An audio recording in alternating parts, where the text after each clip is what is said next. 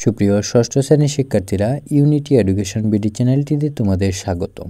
এই ভিডিওতে আমি তোমাদের বিজ্ঞান বইয়ের 10ম অধ্যায়ের 2 নং সৃজনশীল প্রশ্নের সমাধানটি দেখিয়ে দিব। গত ভিডিওতে আমি তোমাদের এই অধ্যায়ের সৃজনশীল প্রশ্ন 1 এবং অন্যান্য প্রশ্নের সমাধান দেখিয়ে দিয়েছিলাম। এখন আমরা 2 নং সৃজনশীল প্রশ্নের সমাধানটি দেখিয়ে দিব। 2 নং সৃজনশীল প্রশ্নের উদ্দীপকে দেওয়া আছে, চিত্রে একটি কণা এ বিন্দু থেকে সি বিন্দুর দিকে যাচ্ছে। এখানে 8 মিটার 3 সেকেন্ডে, 4 মিটার 1 সেকেন্ডে যাচ্ছে। ক নং প্রশ্ন, স্থিতি কাকে বলে? এ প্রশ্নের উত্তরে আমরা লিখব, সময়ের সাথে পর্যবেক্ষকের সাপেক্ষে কোনো বস্তুর অবস্থানের পরিবর্তন না হলে ওই অবস্থাকে স্থিতি বলে। তারপর খ নম্বর প্রশ্ন, প্রসঙ্গ কাঠামো বলতে কি বোঝায়?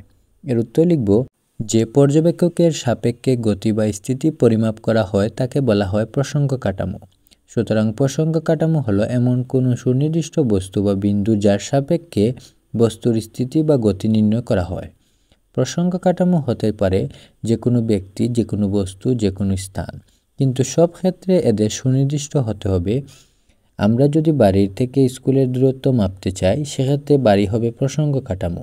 পৃথিবী থেকে সূর্যের দূরত্ব জানতে চাইলে পৃথিবী হবে প্রসঙ্গ কাঠামো। তারপর গ নম্বর প্রশ্ন, এ বিন্দু থেকে সি বিন্দু পর্যন্ত যেতে কণাটির গড় বেগ কত নির্ণয় করো। এবং গ নং প্রশ্ন, সমত্বরণে চলে কণাটি যদি এ বিন্দু থেকে সি বিন্দুতে পৌঁছে তাহলে কি সময় বেশি লাগবে না কম লাগবে? উত্তরের সাপেক্ষে যুক্তি দাও।